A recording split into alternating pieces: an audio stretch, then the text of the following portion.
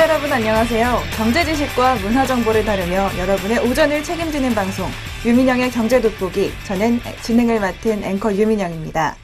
점차 날씨가 따뜻해지고 있습니다. 이제 길을 돌아다니는 사람들의 옷차림도 한결 가벼워졌는데요. 이 옷차림만큼이나 여러분을 함께 짓누르고 있었던 생활의 짐들, 마음의 짐들 다 가벼워지길 바라보겠습니다. 3월 17일 유민영의 경제 돋보기, 오늘도 가벼운 마음으로 시작합니다. 지금부터 출발하겠습니다.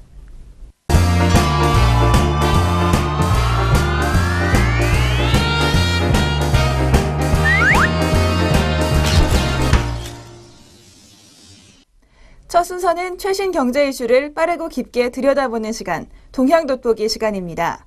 지난주 목요일 한국은행이 기준금리를 1%대로 내렸습니다. 사상 최초로 1%대 기준금리 시대가 됐는데요. 지난주에 이렇게 기준금리를 내리고 어제는 가계부채 증가 우려에 대해서 살펴드렸습니다. 오늘은 바로 시중자금이 이제는 어디로 움직일지 저축상품과 투자상품에 대해서 자세히 알아보는 시간 마련했습니다.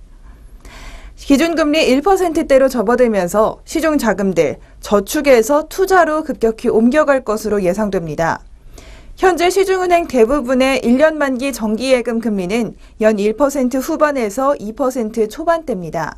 이마저도 참 낮았는데 이번에 기준금리 인하 여파로 일부 남아있던 2%대 상품들이 사라질 것으로 보입니다. 평균 1% 중반대까지 떨어질 것으로 보이는데요. 실제로 시중은행들은 통상 정기예금보다 금리를 더 많이 주는 정기적금 상품마저 금리를 연 1%대로 속속 낮추고 있다고 합니다. 한국은행이 기준금리를 연 1.75%로 내린 지난 13일, 외환은행은 연 2%였던 3년 만기 일반 정기적금의 금리를 연 1.9%로 인하했습니다. 또 국민은행은 기준금리 인하보다 앞서서 금리를 내렸습니다. 지난달 27일 적금 금리를 0.1%포인트씩 내렸는데요. 그래서 가족사랑 자유적금과 일반 정기적금의 금리는 연 1.9%로 낮아졌습니다. 신한은행도 역시 먼저 움직였습니다. 지난 1월 30일 주력 상품인 S드림 적금의 금리를 연 1.9%로 인하했습니다. 지방은행인 경남은행의 이머니 자유적금과 대구은행의 스마트 검지적금도 연금리가 각각 1.95%, 1.98%로 모두 2% 아래로 내려가는 모습을 보여줬습니다. 이렇게 금리가 높은 편인 적금 상품마저도 금리가 연 1%대로 떨어지는 모습을 보셨습니다. 조만간 예금과 적금 모두 1%대로 떨어지는 것은 시간 문제라는 전망이 많은데요. 그렇다면 은행권 예적금 금리에 영향을 주는 1년 만기 금융채 금리, 3년 만기 국고채 금리의 상황 살펴보겠습니다. 바로 지난 12일을 기점으로 연 2% 선이 무너졌습니다. 이런 상황에서 전문가들은 이제는 저축이 미덕이 아닌 시대라고 말하고 있습니다. 2%대의 지금 금리를 한번 실질 금리로 환산해 보겠습니다. 물가 상승률을 연 2% 정도라고 가정하면 이미 실질 금리는 0%가 되고요. 거기에 이자소득세 15.4%를 고려하면 실질 금리는 마이너스 수준이라는 게 전문가들의 분석입니다. 이에 따라 저축률도 많이 내려왔는데요. 가계저축률, 서울올림픽이 열리던 1988년에는 우리나라 국민들이 적금을 참 많이 들었습니다. 1988년 가계저축률은 무려 24.7%였습니다. 이 가계저축률이 지난해 3.4%까지 떨어지면서 세계 최저 수준을 기록했습니다. 이런 상황에서 은행들은 고객을 붙잡기 위해서 예금, 적금을 붙잡기 위한 다양한 정책을 내놓고 있다고 합니다.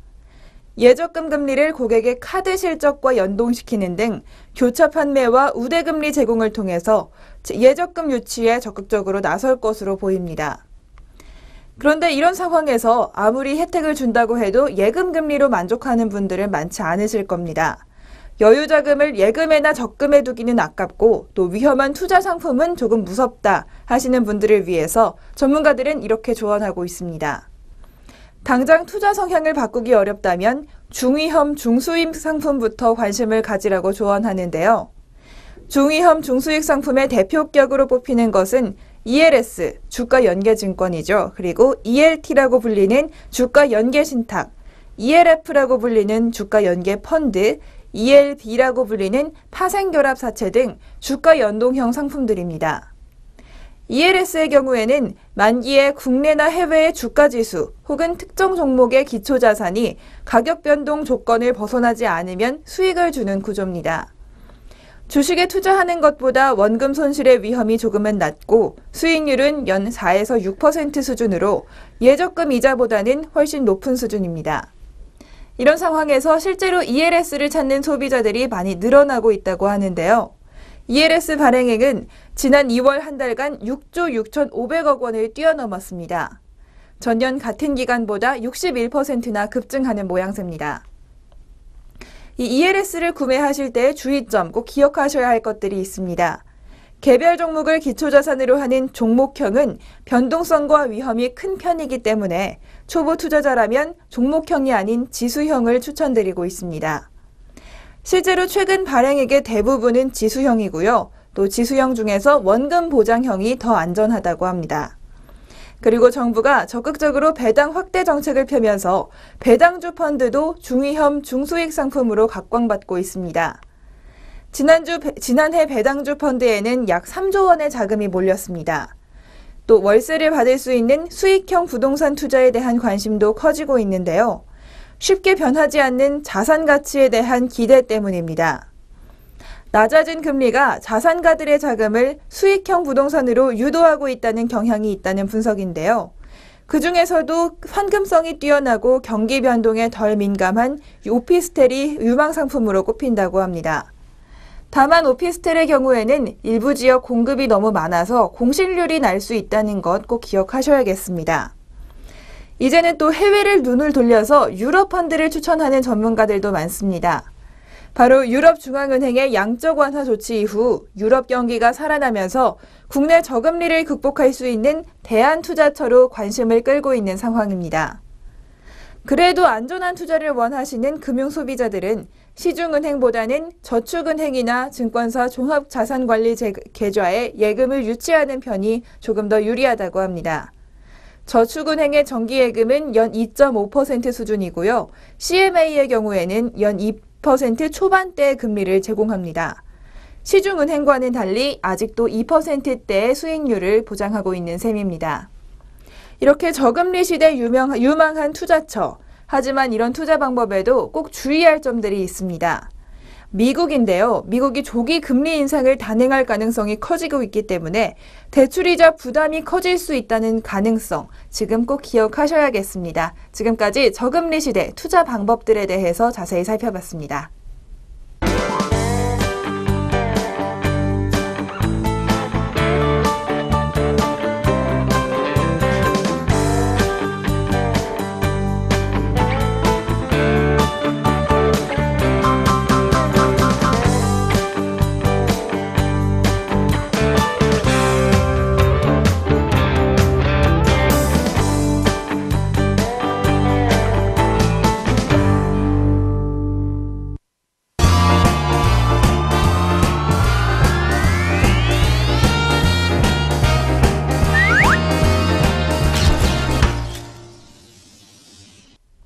이번 순서는 아리송한 단어 확실하게 잡아가는 시간, 용어 돋보기 시간입니다. 오늘은 기업들의 마케팅 용어들에 대해서 자세히 알아보겠습니다. 기업들의 마케팅 전략, 날이 갈수록 다양해지고 있습니다. 지금부터 참신한 마케팅 방법들 자세히 살펴보겠습니다. 먼저 엠부시 마케팅이라는 마케팅 전략입니다. 이른바 매복 전략이라고도 불리는데요. 월드컵이나 올림픽 같은 스포츠 이벤트와 관련된 마케팅입니다. 스포츠 이벤트에는 공식 후원업체가 정해져 있습니다. 그래서 로고도 공식 후원업체의 로고를 쓰게 되는데요. 선수들이 쓰는 물건이나 경기 중계방송의 앞뒤에 공식 후원업체의 광고가 나갑니다. 그런데 공식 후원업체가 아니면서도 광고 문구 등을 통해 후원업체라는 듯한 인상을 주는 것을 바로 엠부시 마케팅이라고 합니다. 엠부시 마케팅이라는 말, 그중에 엠부시라는 말은 우리나라 말로는 매복이라는 뜻인데요. 실제로 후원업체가 아니면서 후원업체인 듯 매복하고 있다는 뜻에서 나온 말입니다. 마치 매복해 있으면서 소비자들의 관심이 많은 스포츠 이벤트를 노린다는 말로 쓰입니다. 예를 들어 월드컵 공식 후원업체가 아니면서도 붉은 악마 혹은 빨간 옷을 입고 월드컵을 응원하는 듯한 모습을 보여주며 월드컵과 관련이 있는 업체인 것처럼 광고하는 경우가 이 경우에 속합니다. 이렇게 MBC 마케팅, 스포츠 이벤트가 있을 때마다 우리 눈에 많이 보이는데요. MBC 마케팅에 이어서 다음은 디버전스 마케팅에 대해서 살펴보겠습니다. 디버전스 마케팅은 소비자의 다양한 선호에 맞춰서 제품을 다양하게 내놓는 마케팅입니다. 이 디버전스라는 말과 바로 관련이 있는데요.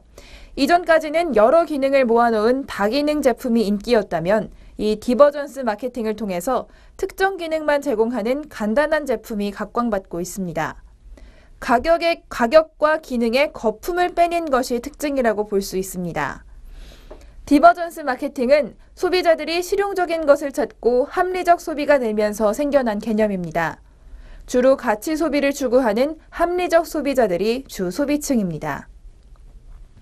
다음은 구전 마케팅, 이른바 입소문 마케팅에 대해서 살펴보겠습니다. 이 입소문 마케팅은 말로만 들어도 어떤 마케팅인지 짐작이 가실 텐데요. 제품이나 서비스, 기업 이미지까지도 마케팅하는데 소비자의 입소문을 사용하는 것입니다.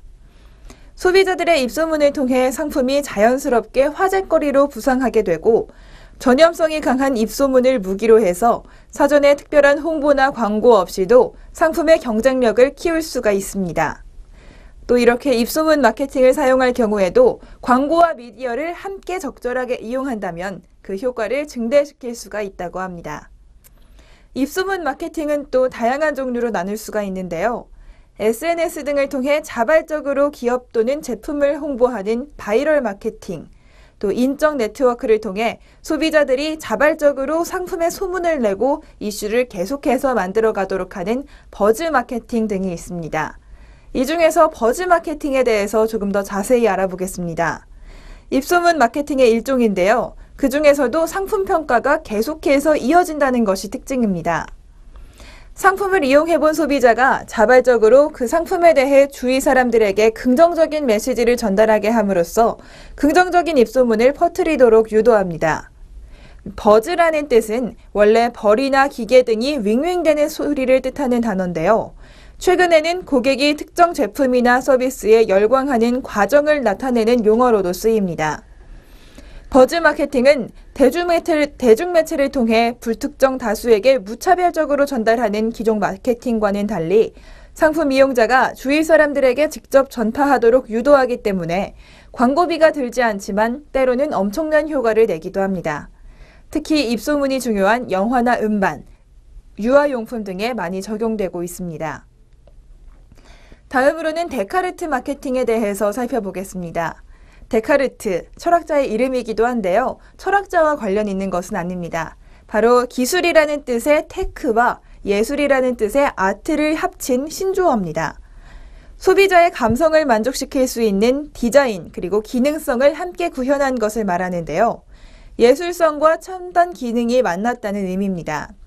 그 중에서도 여태까지도 계속 중요시되었던 기술성보다 예술성에 더 무게를 싣고 있습니다.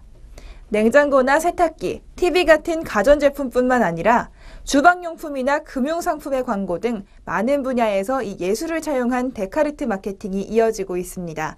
지금까지 용어 돋보기에서 다양한 마케팅 전략 살펴봤습니다.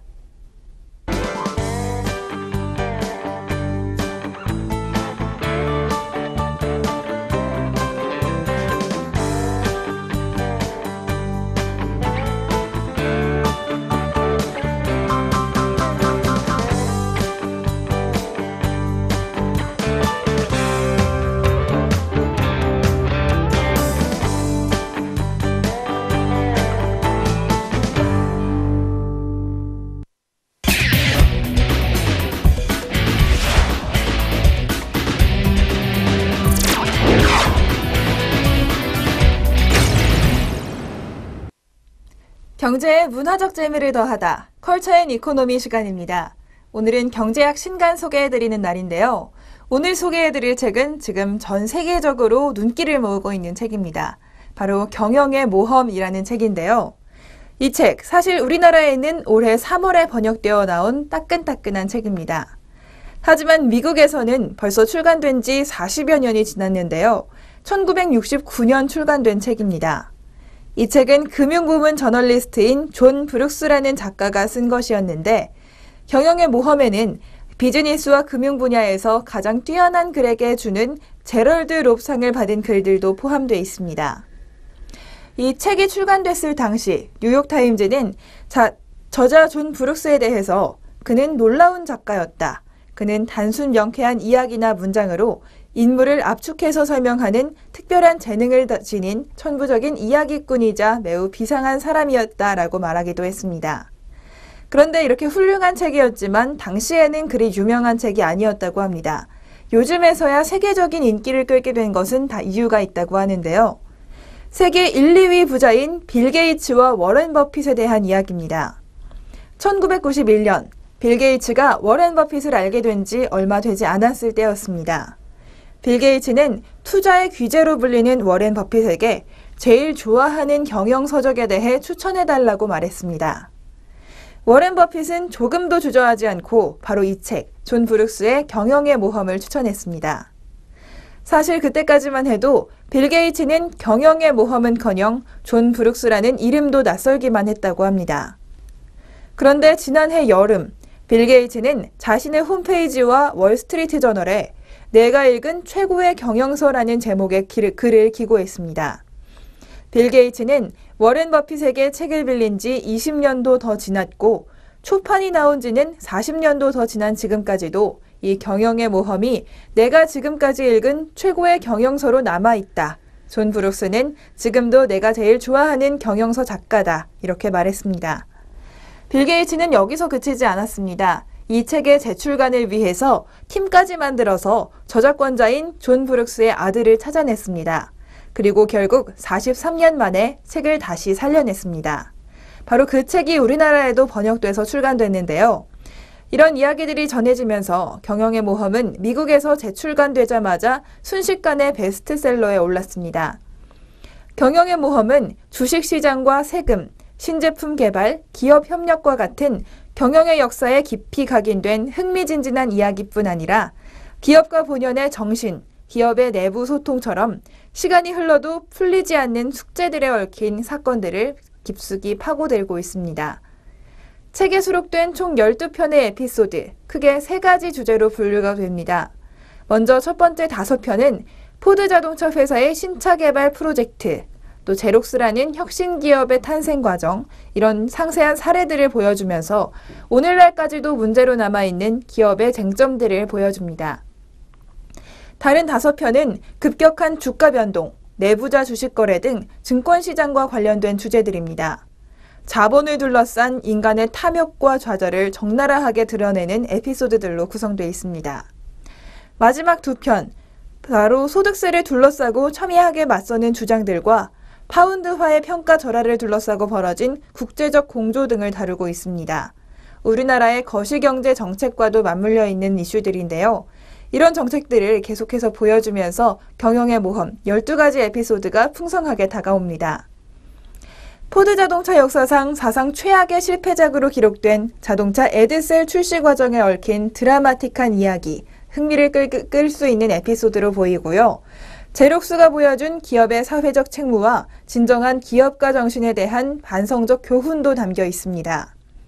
또 월스트리트 뉴욕 증권 거래소를 상대로 용감하게 맞서 싸웠지만 처참하게 패배한 한 사람의 흥미진진한 이야기들도 담겨 있습니다.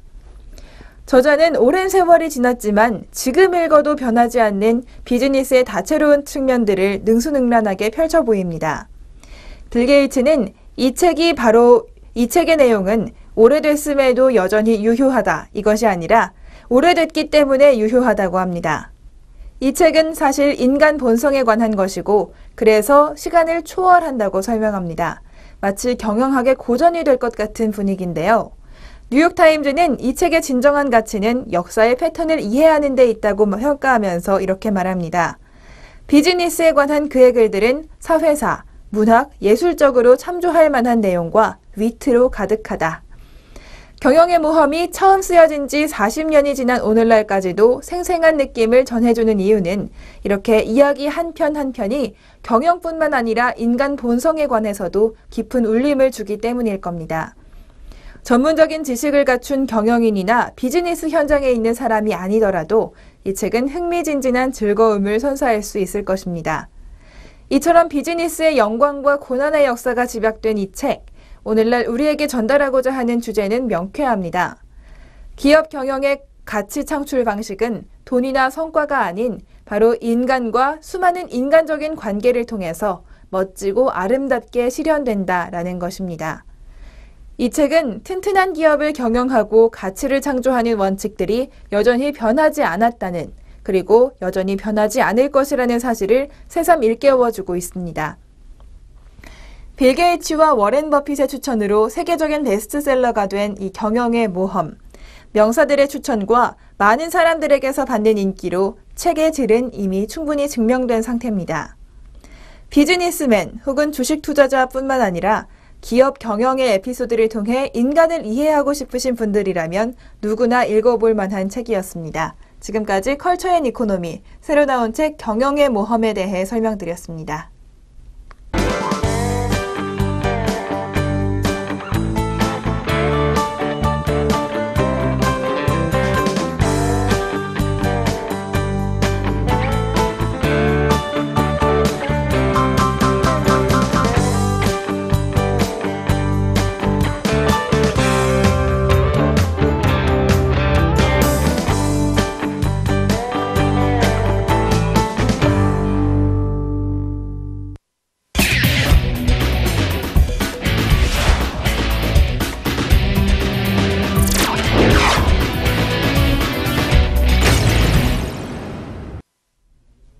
이번 순서는 주목할 만한 종목 한 종목씩 소개해드리는 주식 한마디 시간입니다.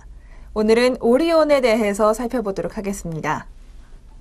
오리온의 지난해 4분기 실적부터 살펴보겠습니다.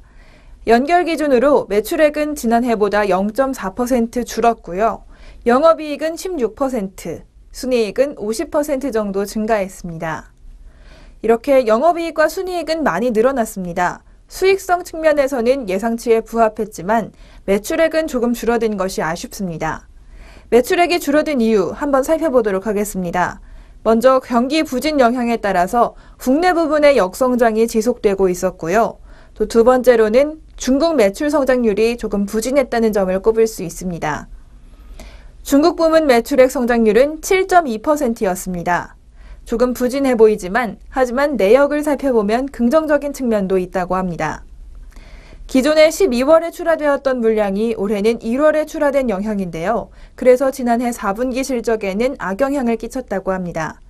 다만 올해 1분기 실적에는 오히려 긍정적인 전망이라고 하는데요. 구체적으로 살펴본다면요. 2014년의 경우에는 춘절이 1월이었기 때문에 사전 물량이 2013년 12월에 출하됐습니다. 하지만 올해의 경우 춘절이 2월이었기 때문에 2015년 1월에 사전 물량이 출하되면서 4분기 매출에는 반영이 되지 않고요. 올해 1분기 매출에 반영될 예정입니다. 중국 부문 영업이익률은 아직도 매우 양호합니다. 11.2% 기록하면서 전년보다 2.2%포인트 올라가는 모습을 보여줬습니다. 심양 공장의 가동률 상승과 춘절 프로모션 비용이 1분기에 반영되는 영향으로 판단됩니다. 그렇다면 이런 것들 모두 종합해서 올해 실적 예상해 보겠습니다. 2015년 오리온의 실적, 매출액은 2.2% 오른 2조 5천억 원 정도가 예상되고요. 영업이익은 12% 오른 3천억 원 정도로 전망되고 있습니다. 2015년 실적이 개선될 것으로 보는 이유는 크게 세 가지입니다. 첫 번째로는 중국 부문 매출액 성장률이 바로 7%대에서 10%대로 올라갈 수 있다는 점입니다. 중국의 경우 지난해 실적 베이스가 낮은 상황에서 지역 확장과 채널 확장, 신제품 출시 등을 통해 매출액은 12%, 영업이익은 13% 정도 성장이 지속될 전망입니다. 하반기에는 마케도, 닥터유 등의 프리미엄 제품 출시도 기대되는 상황이고요. 두 번째로는 국내 부문입니다. 여러 가지 자회사들을 합병하고 판관비를 절감하면서 수익성을 개선할 전망이라고 합니다. 약 100억 원 이상의 수익성 개선이 가능할 것으로 보입니다. 마지막으로 부수적인 이유가 하나 더 있습니다. 바로 스포츠토토 운영기간 연장인데요. 스포츠토토는 오리온이 운영을 하다가 이제 다른 사업자들에게 넘겨줘야 하는 시기입니다.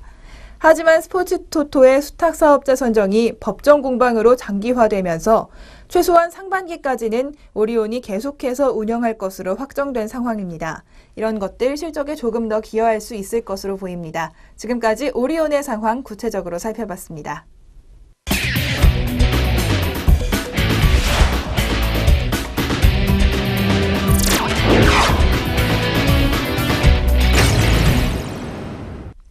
경제적으로 사느라 지친 삶 가운데 쉼표가 되는 시간, 3분 문학충전 시간입니다. 오늘의 시, 바로 3월 중순에 들면서 꽃에 대한 시를 준비했습니다. 남쪽 지방부터는 지금 벌써 꽃이 피어나고 있다고 하는데요. 조동화 시인의 나 하나 꽃 피어, 함께 들어보시죠. 나 하나 꽃 피어, 조동화.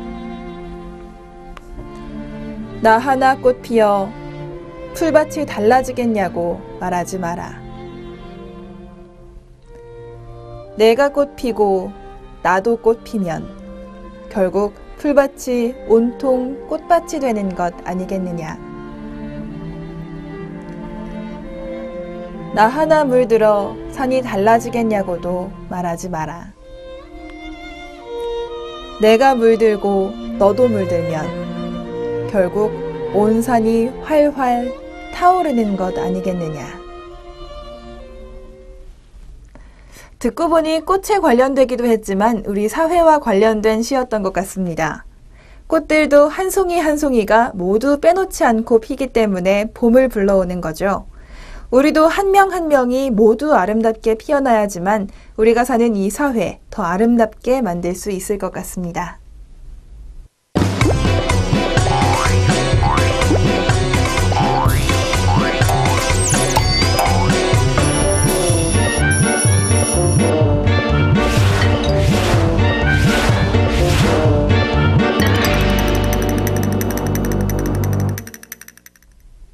꽁꽁 얼었던 겨울이 물러가고 다가오고 있는 봄. 이 봄이 다가올 때의 느낌은 그 어떤 계절이 다가올 때보다도 우리에게 강력한 느낌을 주는 것 같습니다. 큰 이유 없이도 기쁘게 만들고 별다른 사건 없이도 설레게 하는 봄.